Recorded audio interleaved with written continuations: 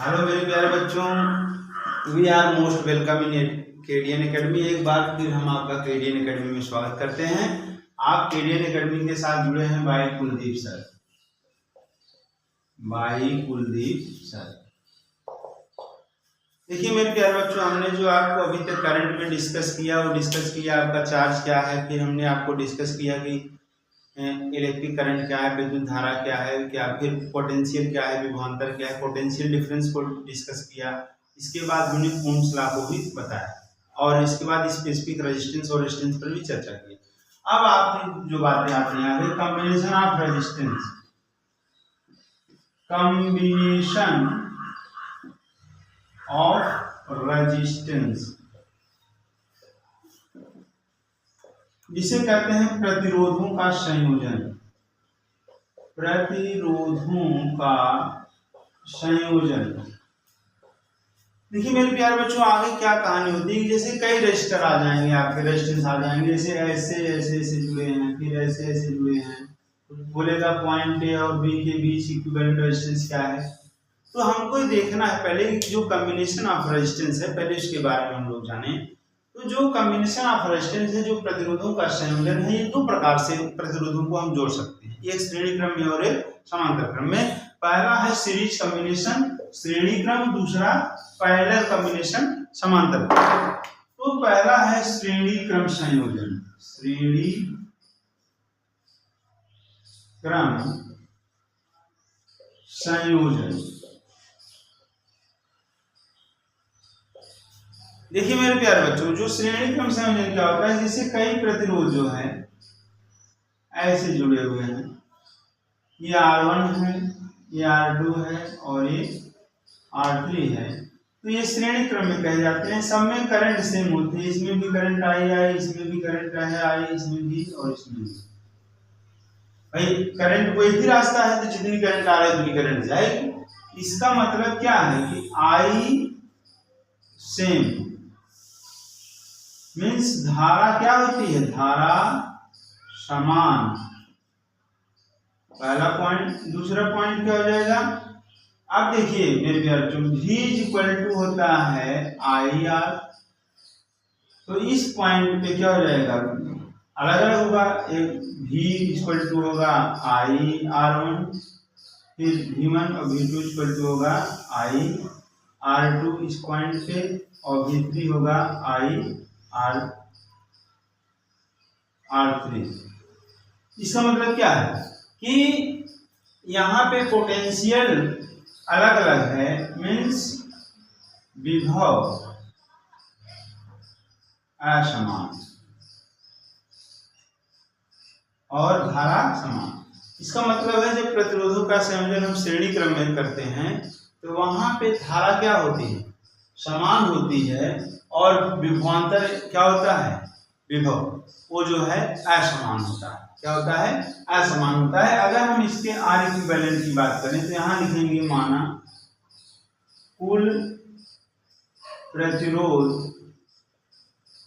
Capital R हो, विभव भी हो, तो V बराबर आई आर, इक्वेशन नंबर। फिर यहां पे देखेंगे कि V इस यहाँ पे आएंगे हम जब, तो देखेंगे कि V1 is equal to I R1 होगा, V2 is equal to I R2 और V3 is equal to I R3। कुल विभव V बराबर V1 plus V2 plus V3। तो यहाँ से अगर देखें V equal to V1 V2 V3 की वैल्यू रखिए, आई R1 प्लस आई R2 प्लस आई R3। तो अगर हम सब में आई कॉमन है ले लें तो V equal to I R1 plus R2 plus R3, equation number 7। अब एक काम ये करेंगे हम लोग कि समीकरण 1 व 2 की तुलना करने पर तो चाहे इसको आर इक्विवेलेंट भी कर सकते हैं और जब यहाँ से समीकरण 1 और 2 की तुलना करेंगे तो एक पक्ष समीकरण का अगर बराबर होता है दूसरा ऑलरेडी क्या हो जाता है, बराबर हो जाता है। आई आर इक्विवेलेंट टू आई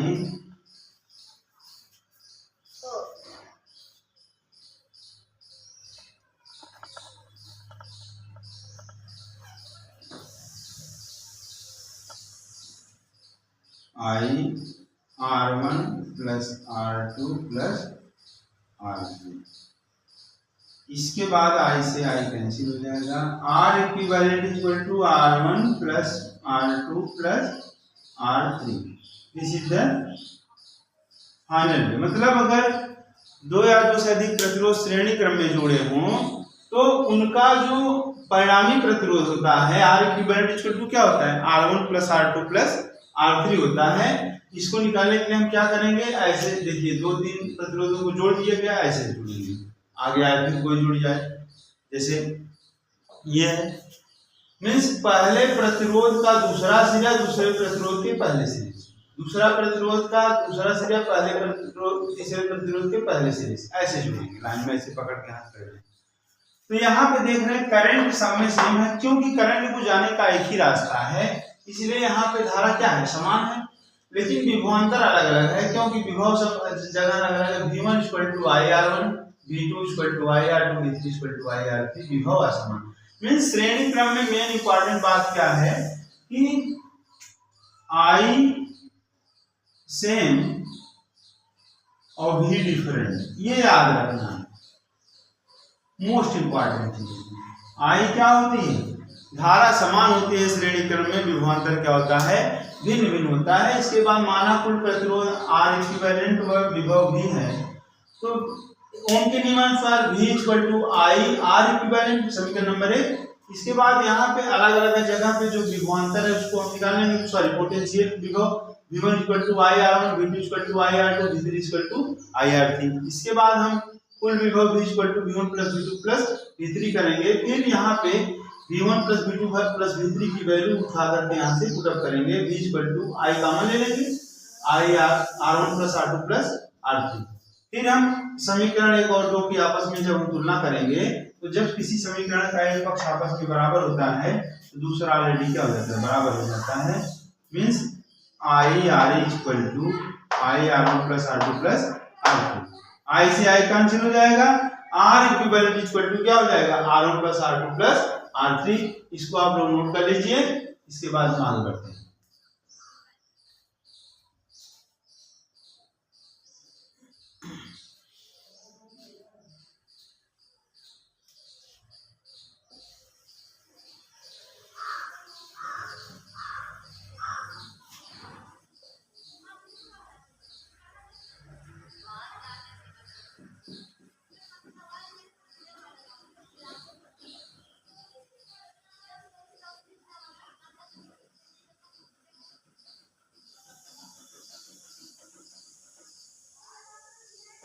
चलिए अब अगला है पैरेलल कॉम्बिनेशन।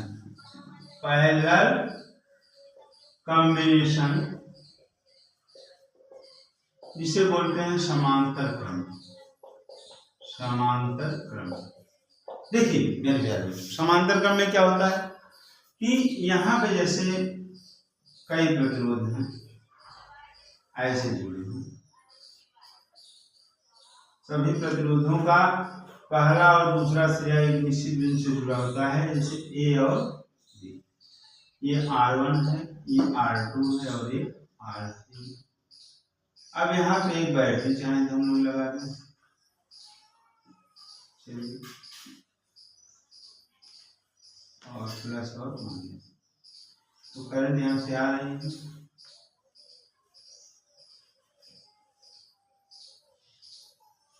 इसके बाद ऐसे आगे जाएगा। अब यहाँ पे अगर हम देख रहे हैं कोई करंट आई आ रही है, उसके कई रास्ते होंगे, कई जगह से डिवाइड हो जाएगी, तब फिर यहाँ आएगी। मीन्स यहाँ पे आई क्या होगी, डिफरेंट होगा। और देख रहे हैं पोटेंशियल जो होता है, दो बिंदु का पोटेंशियल 2 पॉइंट पे भी सेम होगा, क्योंकि ए और बी बिंदु दोनों पे सेम है यहाँ पे जो वोल्टेज वही वोल्टेज यहाँ पे आगे निकलेगा, भी सेम होगा। मीन्स पैरेलल कॉम्बिनेशन में क्या होता है, आई डिफरेंट होती है और भी सेम होता है। कभी कभी आई समान हो सकती है, मान लीजिए तीनों से बराबर धारा जा रही हो, लेकिन ऐसा रेयर केस में होगा। बाकी आई डिफरेंट होगा और भी क्या होगा, सेम होगा।